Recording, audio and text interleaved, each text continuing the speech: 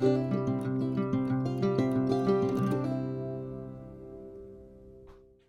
back to the Boondocks Homestead, y'all. I'm glad you're back, and if this is your first time, I'm glad you're here. So today I'm going to do some vegetable venison soup, and I'm going to can it, okay? Now, those of you that watch our videos, you know I use venison in place of beef a lot of times. I like beef, but we harvest venison each year, so I just use that because I think it's good for you, and we like to harvest, to eat what we harvest, okay? And we don't have cows. So um now I don't know how many pounds this is. I'm not sure. But I probably should weigh it for you. But it kind of here's what I do with any recipe, you guys.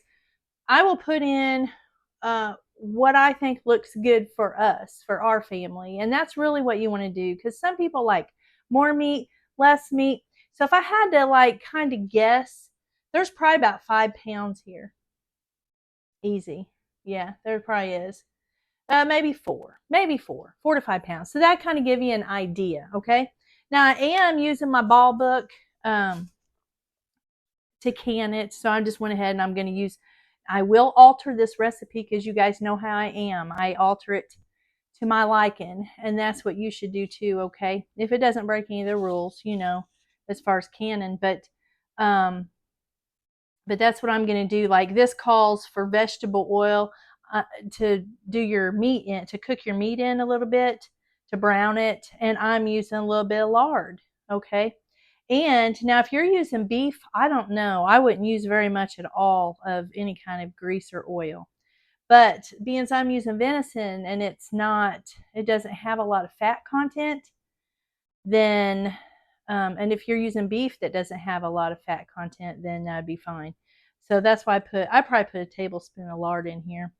And this says a tablespoon of vegetable oil, but I'm not using vegetable oil. So I'm just going to put my meat in there. I'm going to turn the fire on and get you down here where you can see. And I already made up my broth, and I'll tell you what I used. Let me talk to you for a minute. So I got a message the other day, and it was about from a friend of ours that we went to church with, and she said that she sent me this thing, and it was about the chronic waste disorder, CWD. I always get that confused. With deer, as far as bone broth and stuff. So I just, anytime I use any kind of bone broth from the deer or deer meat or anything, I just want all my viewers to know that look into that and use your own discretion, okay, as to whether you should use it or not use it or anything else. Now, I do have bone broth in my house. I do use it. I did use it. I will use it, but that's me, okay? Now, if there was a big outbreak of it here in our county or something, then I probably wouldn't. Use none of it. But from what I understand, it's from the spine. You shouldn't use anything off the spine that goes up into the head. Okay, so just do your own research on that. I'm not an expert at that. I'm not a professional in it by any means.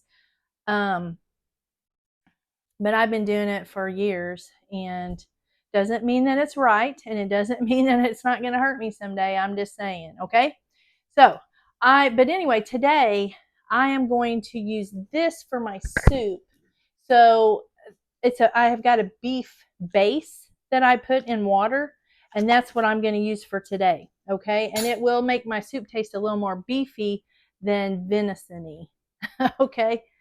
So, and I used 2 quarts of water and 16 tablespoons of my base. And I don't know what kind of base you would have, or you can just use beef broth. I mean, you don't have to, you can buy beef broth. So that's what I'm using. All right, now this is ready. I'm going to show you what I'm going to do real quick. And I'm hoping it won't take too long, because I've kind of wasted a lot of time here today. Not wasted time, but it's gotten away from me is what I'm trying to say. So I'm just going to put this meat in here, and we're just going to brown it on each side. We're not going to really cook it all the way through or nothing. We don't have to. It's going to be under pressure, under 10 pounds of pressure for 90 minutes, so it's going to cook. And I would say that's probably about, that might be about 3 pounds of meat, y'all. I should have weighed it, I guess, but I'm just like, that's how I am with meat, though, because I just put in what we think we should eat, and then that's probably what you guys should do, too.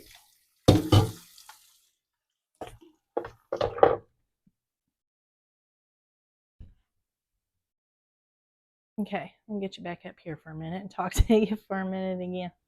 Now, like I said, use what you got. If you don't have this and you got beef, use beef. I'm sorry, but my camera's crooked, and when it's crooked, it puts me off. I don't know. I can't take it. And it's already starting to brown. And if you don't have the base, use a broth, or, you know, if you have to, if you had to, I guess you could just use water. I don't know. I don't know about that. I've never done it that way, so I don't know. Because we're going to put tomatoes and stuff in it too. So this recipe calls for 4 to 5 pounds of beef, which I don't think we have quite that much. Close. 3 quarts of cubed potatoes. I know I don't have 3 quarts of potatoes to put in there, but they're telling you to put potatoes, carrots, and celery. Okay, I got mixed vegetables because I like all those vegetables in there. I like the green beans, I like the lima beans, I like all that's in mix. So I got frozen mixed vegetables, and that's what I'm going to put in there. And then it calls for salt, pepper, and thyme. I'm not going to put thyme in mine. I'm going to put a couple of bay leaves. I like bay leaves in my soups. And so that's what I'm going to put. I always put bay leaves in my soups, always. So when this gets done, I'll show you what it looks like. And then we'll get busy pouring the rest of this, putting the rest of this stuff in here. Because I'm going to cook, I'm going to get it to where it's hot and simmer it just for a little bit, so I can put it into my jars. And I should have at least 7 jars done before I have to leave. Also, I'm going to put some tomatoes in mine, y'all. I know that it doesn't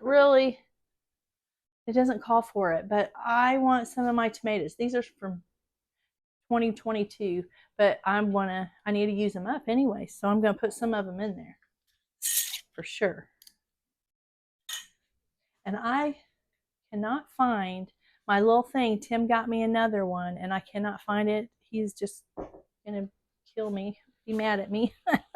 No, he won't. But he brought me another one home for over here, and now I can't find it. I can't find it. And it opens up my lids without breaking down my lids. Let me get a spoon. When all else fails, you grab a spoon, right? Had a good seal.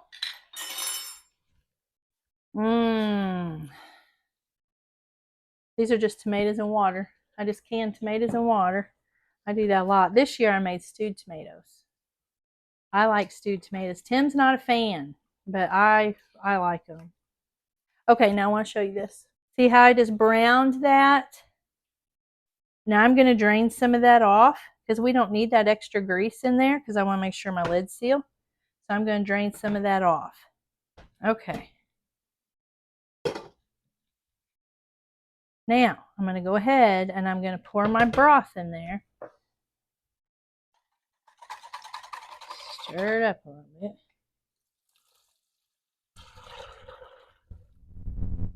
I dropped some on the floor, I did. It's all right. Okay, I got my broth. Now I'm going to do salt. Now remember, when you use a beef base or bouillon or anything like that, that's loaded with salt. So just keep that in mind. I don't ever use a lot of salt when I am doing that. I like pepper. Get a little bit more. Not much though. Okay, now I'm going to go ahead and put, these aren't all my potatoes. I probably got, there's probably 1, 2, 2.5, 3. Okay, so I got 3 cups of potatoes. Write that down. I'm doing this as I go, like I did the chili, y'all. Let's see what that does. Oh yeah. Turn that on high. Now I'm going to put my onions in. I've got 1 onion, 1 chopped onion, and I've probably got, that's probably just a little bit over a cup. I think it was 4 stalks of celery. Before I put my mixed vegetables in there, I'm going to bring this to a boil, and I'm going to let it cook for just a little bit. And then I'm going to add my other stuff to it. Okay? I'm going to go ahead and put my bay leaf. Where's my bay leaves? I have organic bay leaves. I love this organic stuff you get at Walmart. Well, we hope it's organic. Says it is. Okay, there's 1. There's 2. I'm going to put 2 in there. I love, love, love the smell of bay leaves. Okay, I'm going to let that cook and then I'll bring y'all back. I'm going to let it cook for just a little bit. I'm not going to keep it on there boiling for a long time or anything, okay? I am going to just let it boil for a little bit. And then I'm going to add, I think all I got left is my tomatoes. Yeah. That's it. Okay, and then the vegetables. So I'll bring it back here in a minute. All right. This has been boiling for just about 2-3 minutes. Not very long, okay? So I'm going to go ahead and put my tomatoes in there. They're kind of whole, so I'm going to have to kind of squish them up a little bit. I'm going to undo these. I know it's probably going to take a full bag, but it may take more. So this is a 2-pound bag. I'm going to do a little at a time. Little at a time. Always remember, you can do a little at a time, not to put too much. If you put it all in once, you can't, it's going to be hard to get it back out. I wouldn't want to attempt that. So we're going to put half a bag and see what it does.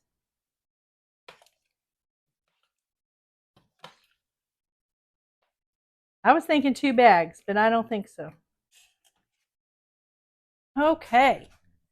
This smells so, so good. So if we have any left, we're gonna eat this for dinner. I'm actually making some bread soup bowls to go with it. All right, let's can this up.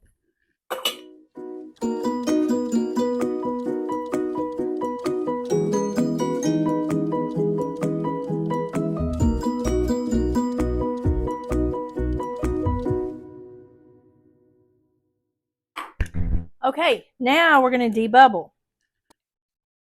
And get all the air out of there. And if it needs a little more liquid, then put a little more liquid in there. This smells so good, y'all. Looks good. Now, since I did put a little grease in here, I'm going to wipe it with a dry cloth first and get all that off around there, okay? Need something to hold on to. Hold on. It's hot. Jars are hot. Now, that's going to be good this winter, especially if you don't feel good or if you're in a hurry. If you got kids at home and they're hungry for lunch, some of this, open you up a jar of this with some grilled cheese sandwich with this and some crackers. There won't be nothing better.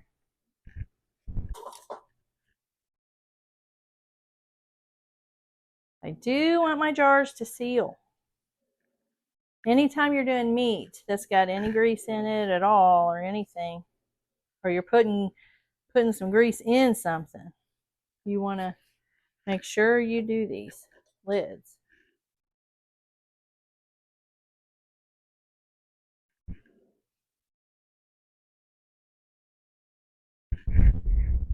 Or rims. I said lids. Make sure you wipe your rim of your jar. And always, like I tell you too, always check your jars for any cracks or breaks or anything. Nothing worse than opening that canner and you've lost a jar or two. I just did it on the chili. Of course, that was not, I don't know what happened to that. I'm thinking it was because I put a rusty rim on there because I knew it wouldn't hardly turn on there. And I knew better, but I did it anyway. I get in a hurry. Okay, let's get these on.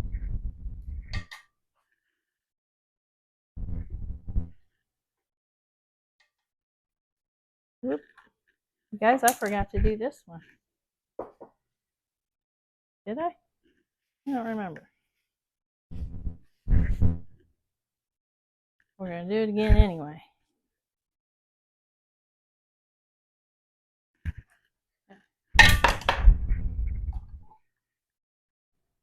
You know, I may have too many jars. 2, 4, 6, 8. I don't think I can fit 8 jars in my canner. What am I thinking? Well, we'll find out. If not, we'll dump it back in that soup. That's hot.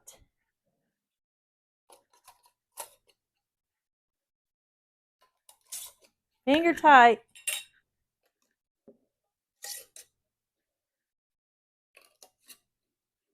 I'm going to leave one of them undone until I see how much I can get in my canner. All right, let's put these in here.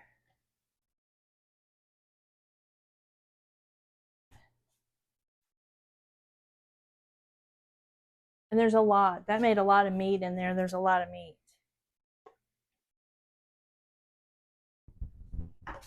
It's gonna fit. Yay! So I've got our 8 jars of homemade vegetable venison / beef, if you use beef, soup. Gonna be wonderful. Gonna be wonderful. Pour a little vinegar in there so my jars are pretty. Check out my lid. I can see through the hole. That's good. That rubber thing's good. Oh, I was going to also tell you, make sure before you can them that you got your bay leaves out. And I see one. I don't see the other one. It might have got packed up in there. But we'll just take it out when we open it. Nope, there it is. I got them both. So that's going to be our supper for tonight, what's left.